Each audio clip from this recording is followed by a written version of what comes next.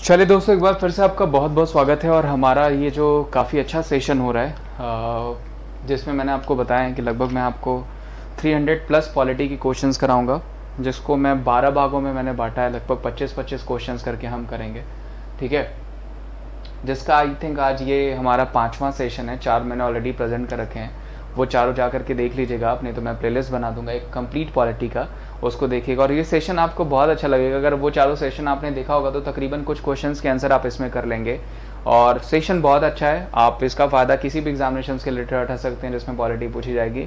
Plus ये question के साथ जो एक्स्ट्रा डिटेल्स मिल रही है उसका भी पूरा फ़ायदा उठाइए। और वीडियो अगर अच्छी लग रही है तो इसे ज़्यादा से ज़्यादा लाइक करिए। चैनल पर नए हैं तो चैनल को जरूर सब्सक्राइब करिए और वीडियोज़ को ज़्यादा से ज़्यादा शेयर करिए। आज का हम पहला क्वेश्चन ले लेते हैं। चलिए, आज का पहला क्वेश्चन क्या है कि जिस संविधान सभा द्वारा भारत के संविधान का अधिनियम किया गया उसके सदस्य कौन थे, ठीक है।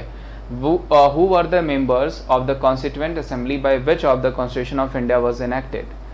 गवर्नर जनरल द्वारा नामित थे, राजनीतिक दलों द्वारा नामित थे, विभिन्न प्रांतों के विधानसभाओं द्वारा नामित थे, या लोगों द्वारा निर्वाचित थे, ठीक है।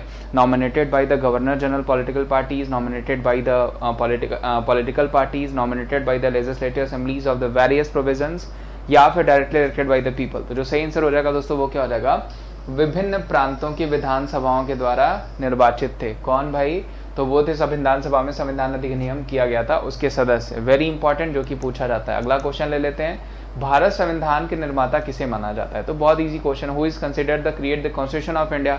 महात्मा गांधी, जवाहरलाल नेहरू, या भीमराव अम्बेडकर, या BN राव। तो जो सही आंसर हो जाएंगे वो कौन हो जाएंगे, भीमराव अम्बेडकर जी हो जाएंगे। और मैंने बताया था कि इन्होंने कमेटी भी बनाई थी, ड्राफ्ट कमेटी, ये ध्यान रखिएगा, ड्राफ्ट कमेटी बनाई थी।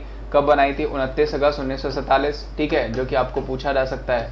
और ये पूछा जाता है, ये क्वेश्चन ध्यान रखिएगा, ये क्वेश्चन पूछा जाता है। इसमें कितने मेंबर्स थे, इसमें 7 मेंबर्स थे, ये भी ध्यान रखिएगा। कितने मेंबर्स थे भाई, 7 मेंबर्स थे। आगे बढ़ते हैं। संविधान को 26 जनवरी के दिन लागू करने का निर्णय इसलिए लिया गया था क्योंकि कांग्रेस ने इसी तिथि को 1930 में स्वतंत्रता दिवस के रूप में मनाया था। इस तिथि को 1942 में भारत छोड़ो आंदोलन प्रारंभ किया था। यह एक दिन शुभ था, इनमें से कोई नहीं। बहुत अच्छा क्वेश्चन है। और इस क्वेश्चन का आंसर क्या हो जाएगा, वो हो जाएगा आपका, कांग्रेस ने इसी तिथि को 1930 में स्वतंत्रता दिवस के रूप में बनाया था। यानी the decision of implement the constitution of 26 January was taken because of the Congress celebrated this date in 1930 as independence day. चले आगे बढ़ते हैं। भारत के संविधान की 8वीं अनुसूची में कितनी भाषाएं हैं, सबको पता है 22 भाषाएं हैं। सारी अनुसूचियां भी मैं करा दूंगा, DPSP के लिए अलग से आपको क्वेश्चन करा दूंगा, ठीक है। और फंडामेंटल राइट्स के भी क्वेश्चन अलग से करा दूंगा। मुख्यमंत्री की नियुक्ति संविधान के किस अनुच्छेद के तहत की जाती है। The chief minister is appointed under the which article of the constitution. देखिए यहाँ पे क्वेश्चन थोड़ा सा चेंज करना पड़ेगा। अगर पूछा जाएगा विधानसभा की मिनिस्ट्री ऑफ काउंसिल, विधानसभा की मिनिस्ट्री ऑफ काउंसिल पूछा जाएगा, तो उसके लिए आर्टिकल जो होगा ना आपका वो सुटेबल होगा, ये आर्टिकल। अदरवाइज CM पूछा जाएगा तो यहाँ पे जो आर्टिकल होना चाहिए वो 163 की जगह क्या होना चाहिए, 164 होना चाहिए। CM 164 में और मिनिस्ट्री ऑफ काउंसिल जो होती है विधानसभा की वो 163 में। तो दोनों ही याद रखिएगा क्योंकि पूछा जा सकता है आपको। इस क्वेश्चन का आंसर 163 मतलब मिनिस्ट्री ऑफ काउंसिल के अकॉर्डिंग, CM के अकॉर्डिंग 164। आगे बढ़ते हैं। भारतीय संविधान के किस अनुच्छेद में मुख्यमंत्री के कार्यों को प्रभाषित किया गया। ये भी बहुत अच्छा क्वेश्चन है। अनुच्छेद 164, अनुच्छेद 168, अनुच्छेद 167 या फिर अनुच्छेद 163। देखिए मैंने कहा था कि 163 में मिनिस्ट्री ऑफ काउंसिल, 164 में यहाँ पे CM, और इनके कार्य जो इनके जो ड्यूटीज होती हैं वो 167 में है, जो कि आपको पूछी जा सकती है। ध्यान रखिएगा 167 में क्या दर्शाया गया है, तो इनकी ड्यूटीज को दर्शाया गया जो कि आपको पूछा जाता है। आगे बढ़ते हैं। भारतीय संविधान के किस भाग में संघीय न्यायपालिका का उल्लेख है। ये भी बड़ा क्वेश्चन है। In which part of the Indian constitution is the federal judiciary mention. तो देखिए दूसरे में मैंने क्या बताया था आपको, सिटीजनशिप। तीसरे में मैंने क्या बताया था, फंडामेंटल राइट। चौथे में मैंने क्या बताया था, DPSP। बसता क्या है, भाग 5। तो जो सही आंसर हो जाएगा वो क्या हो जाएगा, वो हो जाएगा भाग 5। आगे बढ़ते हैं। भारत में उच्चतम न्यायालय में न्यायाधीशों की संख्या बढ़ाने का अधिकार किसके पास है। भारत की संसद, भारत के राष्ट्रपति, केंद्रीय विधि मंत्रालय, या भारत के मुख्य न्यायाधीश। तो ये भी बहुत इजी क्वेश्चन है, किसके पास हो जाएगा भाई, तो वो हो जाएगा आपका संसद के पास। आगे बढ़ते हैं। उच्चतम न्यायालय के मुख्य न्यायाधीश की नियुक्ति कौन करते हैं। लोकसभा अध्यक्ष, राज्यसभा के सभापति, प्रधानमंत्री, राष्ट्रपति। पूछा क्या गया है आपको, who has right to increase the number of the जजेस in the supreme court of India, ठीक है। लेकिन हिंदी में कुछ और, इंग्लिश में कुछ और है, खैर कोई बात नहीं। उच्चतम न्यायालय के मुख्य न्यायाधीश की नियुक्ति कौन करता है, लोकसभा, राज्यसभा के सभापति, प्रधानमंत्री या राष्ट्रपति। तो किसके हाथ में होता है भाई, तो वो हो जाता है आपका राष्ट्रपति। अच्छा यहाँ पे कुछ चेंज किया गया है क्या क्वेश्चन, दोनों क्वेश्चन अलग अलग है क्या।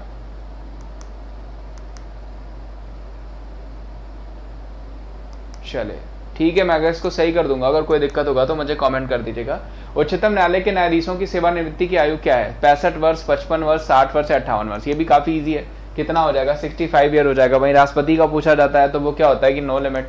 आगे बढ़ते हैं, उच्चतम न्यायालय में कितने न्यायाधीश हैं? देखिए ये क्वेश्चन थोड़ा पुराना है, ठीक है, लेकिन अभी भी देखा जाएगा तो कार्यरत इतने हैं, वैसे हैं तो 34, ठीक है, लेकिन जो कुछ लोग रिटायर हैं इस वजह से बैठे तो 30 ही हैं, लेकिन अभी आपको पूछा जाएगा तो आप 34 करिएगा, ठीक है, ये ध्यान रखिएगा। अच्छा क्वेश्चन है। आगे बढ़ते हैं, लोक लेखा समिति रिपोर्ट किसे सौंपती है? जो है the home is the public account committee report, chairman of Rajya Sabha, speaker of Lok Sabha, union finance minister, none of this. तो देखिए जो लोक लेखा समिति होती है, जो पब्लिक अकाउंटिंग कमेटी होती है, उसके अध्यक्ष कौन होते हैं? तो मैंने बताया कि उसके अध्यक्ष होते हैं विपक्ष के नेता, और उनको चुनता कौन है अध्यक्ष? तो वो चुनते हैं हमारे लोकसभा स्पीकर। तो वो सौंपेंगे किसको? तो वो स्पीकर ऑफ लोकसभा को ही सौंपेंगे। यानी करंट में अधीर रंजन चौधरी हमारे जो है विपक्ष के नेता हैं, जो पीएससी यानी पब्लिक अकाउंटिंग कमेटी, जिसका कल मैंने मेंबर भी बताया था कि 22 मेंबर होते हैं, 15 आपके लोकसभा से और 7 आपके राज्यसभा से, ये कल मैंने आपको बताया था, ठीक है। तो और ये किसको सौंपेंगे? तो ये लोकसभा स्पीकर को यानी ओम बिरला को सौंपेंगे। आगे बढ़ते हैं, निम्नलिखित में से वो व्यक्ति कौन है जो संसद का सदस्य नहीं होता लेकिन जिसे संसद को संबोधित करने का अधिकार है? ये भी बहुत अच्छा क्वेश्चन है। Who among the following is a person who is not a member of parliament but who has right to address the parliament? Attorney general, solicitor general, या फिर आपका चीफ जस्टिस ऑफ इंडिया या chief election commissioner? तो जो सही answer हो जाएंगे वो हो जाएंगे AGI, attorney general of India, जो कि करंट में के वेणुगोपाल हैं, जो कि सबसे बड़े विधि अधिकारी, कानून अधिकारी कहे जाते हैं सेंट्रल गवर्नमेंट के। और वहीं अगर राज्य में पूछा जाएगा तो वो एडवोकेट जनरल हो जाते हैं, ठीक है। कोई विधेयक धन विधेयक है कि नहीं, इसका विनिश्चय अंतिम रूप से कौन करता है? तो जाहिर सी बात है भाई, no bill is a money bill और not who makes the financial decision. यानी कोई बिल जो है वो कहाँ पे पास होता है? तो वो पास होता है आपका लोकसभा में, ठीक है, मनी बिल। और ध्यान रखिएगा मनी बिल को कोई रोक नहीं सकता है, जब वो दोबारा जाता है तो वो लोकसभा में पारित हो जाता है मोस्टली, तो और उस पर फाइनल अप्रूवल जो लेते हैं वो प्रेसिडेंट लेते हैं, ठीक है, लेकिन दोबारा अगर उसको भेजा जाए तो वो भी उसको नहीं रोकते हैं। चले, संविधान का निम्न अनुच्छेद में से कौन सा एक आबंधित करता है कि मत बराबर होने की दशा में लोकसभा के अध्यक्ष का मत निर्णायक होगा और वो उसका प्रयोग करेगा, ठीक है। Which of the following article of the constitution stipulate that the case of equal votes the vote of the speaker of Lok Sabha will be decisive and he will use it? तो देखिए कहा गया है कि दोनों पक्षों का मत जब बराबर होता है तो फाइनल डिसीजन आता है आर्टिकल 100 में, और वो कौन लेते हैं? वो लोकसभा स्पीकर लेते हैं, ठीक है, ये ध्यान रखिएगा। इसी तरह एक ज्वाइंट सेशन भी बुलाया जाता है, उसकी भी अध्यक्षता कौन करते हैं? लोकसभा स्पीकर ही करते हैं। आगे बढ़ते हैं, संसद के दोनों सदनों के बीच गतिरोध की स्थिति में संयुक्त अधिवेशन की अध्यक्षता कौन करता है? अभी जस्ट मैंने आपको बताया, तो वो भी कौन करेंगे? लोकसभा स्पीकर ही करेंगे। 108वें आर्टिकल में जो है आपका ज्वाइंट सेशन आता है, और ज्वाइंट सेशन कौन बुला सकता है? वो राष्ट्रपति ही बुला सकते हैं। आगे बढ़ते हैं, स्वतंत्र भारत के पहले लोकसभा अध्यक्ष सबको पता है कौन हो जाएंगे भाई? वो हो जाएंगे जीवी मावलंकर। स्वतंत्र भारत की लोकसभा के पहले अध्यक्ष कौन हो जाएंगे? जीवी मावलंकर, जो कि पूछा जा सकता है। लोकसभा अध्यक्ष किसको अपना त्यागपत्र देता है? राष्ट्रपति को, उपराष्ट्रपति को, लोकसभा के वरिष्ठतम सदस्य को, या लोकसभा के अध्यक्ष को? तो अध्यक्ष है तो भाई तो किसको दे देगा? वो दे देगा उपाध्यक्ष को, ठीक है, ध्यान रखिएगा। अध्यक्ष हमेशा किसको सौंपता है? तो वो सौंपेगा उपाध्यक्ष को। ये भी इजी क्वेश्चन है।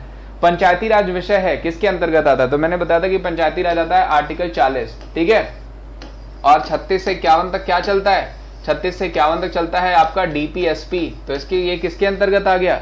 इन कॉन्करेंट लिस्ट, समवर्ती सूची, केंद्र सूची, राज्य की सूची या फिर विशेष अधिकार की सूची। तो राज्यों के बारे में कौन बात करता है? तो वो बात करता है आपका डीपीएसपी। तो क्या हो जाएगा? वो हो जाएगा आपका स्टेट लिस्ट। निम्नलिखित में से किसी भारतीय राज्य में मुख्यमंत्री के रूप में सबसे लंबी सेवा किसने करी है? प्रताप सिंह कैरो, पवन कुमार चामलिंग, ज्योति बसु या देवीलाल? तो देखिए अभी तक जो है सबसे अधिक जो है, अब वो खैर सीएम नहीं है, लेकिन सबसे अधिक पवन कुमार चामलिंग ने करी। और अभी करंट में अगर उनका कोई रिकॉर्ड तोड़ सकता है, या अभी तो धीरे धीरे बहुत टाइम है, कोई पहुंच सकता है, तो वो हो जाएंगे नवीन पटनायक, ठीक है, ये ध्यान रखिएगा। और इसके अलावा दोस्तों आपको पता है मैं अकेडमी पे भी पढ़ाता हूँ। अनअकैडमी पे आपको बहुत सारे batch courses, top batch courses चलाए जा रहे हैं, जिनका आप फायदा जरूर उठाइए, जहाँ पे इंडिया के टॉप एजुकेटर्स, ठीक है, इंडिया के टॉप एजुकेटर्स आपको क्लासेस दे रहे हैं, जिसमें अभिनव मैथ सर हो गए, आपके अवस्थी सर हो गए, ठीक है, वाईफाई की टीम हो गई, ठीक है, प्रतियोगिता दर्पण की टीम हो गई, ये सारे लोग पढ़ा रहे हैं। जैसे आप उसमें करना क्या होता है कि देखिए वहाँ पे फ्री सब्सक्रिप्शन भी है, पेड सब्सक्रिप्शन भी है। अगर पेड सब्सक्रिप्शन आप लेते हैं तो आपको ये बेनिफिट्स मिलते हैं। 30+ बैचेस एवरी वीक लॉन्च होते हैं, जिनको आप देख सकते हैं जब तक आपका सब्सक्रिप्शन रहेगा। 300 क्लासेस पर डे होती हैं, और 70 जो एजुकेटर्स हैं, जो कि आपको अपने PDF notes, draft link session से आपके एग्जाम्स को बहुत ज़्यादा स्ट्रॉन्ग करते हैं, आपकी तैयारी को बहुत ज़्यादा स्ट्रॉन्ग करते हैं। 40,000 आपके रिकॉर्डेड कंटेंट हो जाएंगे, ठीक है, जिनको आप डाउनलोड करके कभी भी देख सकते हैं। 20 के प्रैक्टिस क्वेश्चन है जिनका फायदा आप उठा सकते हैं, ठीक है। 90% ट्रस्टेड जो SSC एस्पिरेंट्स हैं उनका भी जो है कि वो फायदा उठा रहे हैं एग्जामिनेशन का इन टीचरों के द्वारा, ठीक है। यहाँ पे बहुत सारे बैच कोर्सेज, फोनिक्स बैच हो गया, ब्रह्मास्त्र बैच हो गया, 1000 सिलेक्शन बैच हो गया, सफलता बैच हो गया, स्ट्रॉन्ग लाइनअप है बैच कोर्सेज की, ठीक है, जिसको आप ज्वाइन करने के बाद फायदा उठा सकते हैं। अभी आप सब्सक्रिप्शन लेंगे तो 2500 रुपए तक की सीरीज आपको फ्री मिलेगी। इंडिया का बिगेस्ट स्कॉलरशिप टेस्ट जो है कि free registration, combat available Hindi और इंग्लिश दोनों भाषाओं में। और जो है आपको कॉम्बैट के लिए करना क्या होता है, आपको एप्लीकेशन इंस्टॉल करना होता है। इंस्टॉल करके एप्लीकेशन आप जो है कि वहां पे आप टाइप करेंगे कोड मैं बता देता हूं कौन सा, ये कोड आपके स्क्रीन पे Vimresh@14, इसको टाइप करेंगे तो वो आपका टेस्ट भी खुल जाएगा, एप्लीकेशन भी अनलॉक हो जाएगा। और कभी भी आपको प्लस सब्सक्रिप्शन लेना हो किसी भी कैटेगरी में, बैंक में, SSC में, रेलवे में, UPSC में, किसी भी कैटेगरी में, तो आप इस कोड का यूज कर सकते हैं। आपको वहाँ पे 20% का 10% का कोड से 10% का जो है क्वाइन से ऑफ मिल जाएगा, ठीक है। चलिए, और आप ऑल सेट हो जाएंगे एग्जाम्स को क्रैक करने के लिए। चलिए अब बाकी के बचे क्वेश्चंस हम ले लेते हैं भाई, जो हमारे बाकी के बचे क्वेश्चंस हैं वो देख लेते हैं। चले, इस क्वेश्चन के आंसर पवन कुमार चामलिंग। अगला क्वेश्चन है, राज्य विधानमंडल का ऊपरी सदन कौन सा है? देखिए कल भी क्वेश्चन था which is the upper house of the state legislative. तो देखिए मैंने बताया कि संसद का पूछा जाएगा तो वो राज्यसभा हो जाएगी अपर हाउस, और विधानमंडल यानी लेजिस्लेचर का पूछा जाएगा तो वो विधान परिषद हो जाएगी। तो यहाँ पे विधान परिषद कहाँ है? ऑप्शन ए, ठीक है। किस आर्टिकल में लाया और हटाया जा सकता है? तो 169 में विधान परिषद लाया भी जा सकता है और उसी में हटाया भी जा सकता है। अगला क्वेश्चन लेते हैं, भारत में सबसे पहले किस राज्य ने शून्य आधारित बजट को प्रस्तुत किया था? देखिए जब मैंने आपको बताया था, जब ये क्वेश्चन आया था कि भाषा के आधार पर गठित होने वाला पहला राज्य कौन है, तो मैंने बताया था आंध्र प्रदेश, ठीक है। एक सेकेंड, सॉरी, उसी समय मैंने आपको बताया था कि जो है आंध्र प्रदेश में ही सबसे पहले आपका जीरो बजट भी प्रस्तुत किया गया था, ठीक है। वेरी इंपॉर्टेंट, जिसमें जो है न पिछला और न आगे का ध्यान रख करके नहीं शुरू किया जाता, सिर्फ शुरू किया जाता है, ठीक है। पिछला और आगे का ध्यान रख करके नहीं शुरू किया जाता है, यानी कोई टारगेट नहीं रखा जाता है, बस शुरू कर दिया जाता है, उसी को जीरो बजट कहा जाता है। आगे बढ़ते हैं, विधान परिषद की सदस्य संख्या उस राज्य की विधानसभा सदस्यों की संख्या की कितने से अधिक नहीं हो सकती। देखिए ये भी मैंने आपको पढ़ाया कि आपको मैक्सिमम भी मैंने बताया था, ठीक है, और मिनिमम भी मैंने आपको बताया था। आई थिंक आपको याद होगा, मैक्सिमम भी बताया था, मिनिमम भी बताया था। तो जो सही आंसर हो जाएगा वो क्या हो जाएगा? 1/3 से अधिक नहीं हो सकती और मिनिमम 40 से कम नहीं हो सकती विधान परिषद। और अगर पूछा जाएगा विधानसभा तो 500 से अधिक नहीं हो सकती और मिनिमम 60 से अधिक, मिनिमम 60 से कम नहीं हो सकती, ये सीट्स है, ठीक है। अगला क्वेश्चन, निम्नलिखित में से कौन सा संशोधन मिनी संविधान माना जाता है? मैंने कहा था ना कि अगर आप पिछले सेशंस देखेंगे ना तो ऑटोमेटिक आपको सारे क्वेश्चंस बार बार मिलने लगेंगे, क्योंकि उन्हीं क्वेश्चंस को घुमा घुमा के पूछा जाता है। 7वां संविधान संशोधन, 24वां, 42वां या 44वां? तो देखिए 42वां संविधान संशोधन है जिसको हम मिनी कॉन्स्टिट्यूशन के रूप में जानते हैं, जो कि 1976 में जो है आपका पारित किया गया था, ठीक है। इसी के तहत मैंने बताया था 3 वर्ड्स जो हो गया आपका सोशलिस्ट हो गया, सेकुलरिज्म हो गया, इंटीग्रिटी, इसी के तहत फंडामेंटल ड्यूटीज को जोड़ा गया था, जो कि टोटल 11 है। अगला और आज का लास्ट क्वेश्चन ले लेते हैं दोस्तों, क्योंकि मैंने कहा कि 25-25 क्वेश्चंस को मैं करके कराऊंगा। ये आज के 5वें भाग के 25 क्वेश्चन है। अभी इनके बाद के मैं 26 से स्टार्ट करूंगा, वो 6वां भाग होगा, ठीक है। 91वें संविधान संशोधन विधेयक मंत्रिपरिषद को कितना प्रतिशत तक सम्मिलित करने के लिए जारी किया गया? देखिए मैंने बोला कि जब आपको पहला जनरल इलेक्शन हुए थे तो हमारे मंत्रिपरिषद में कितने लोग थे? 36 लोग, ठीक है। फिर क्या हुआ कि 51वां संविधान संशोधन लाया गया और कुल जो है संख्या कितनी कर दी गई? 15% कर दी गई, ठीक है। तो इस क्वेश्चन का आंसर जो हो जाएगा वो हो जाएगा 15%। और उम्मीद करता हूं दोस्तों आज का सेशन आपको अच्छा लगा होगा। अगर सेशन अच्छा लगा होगा तो इसे ज्यादा से ज्यादा आप लाइक करिएगा, चैनल पे नए हैं तो चैनल को जरूर सब्सक्राइब करिएगा और वीडियो को ज्यादा से ज्यादा शेयर करिएगा। आज के लिए बस इतना ही, थैंक यू सो मच। और अनअकैडमी की एप्लीकेशन इंस्टॉल कर लीजिएगा और वहां पे कोड Vimresh@14, ठीक है, अच्छा यहाँ पे नहीं लिखा हुआ है, कोड Vimresh@14 अप्लाई करके फ्री क्लासेस, पेड क्लासेस और कॉम्बैट सब कुछ दे सकते हैं। आज के लिए बस इतना ही, thank you so much, bye bye, take care. इसका अगला भाग भी आज ही आपको मिल जाएगा। Thank you so much, bye bye.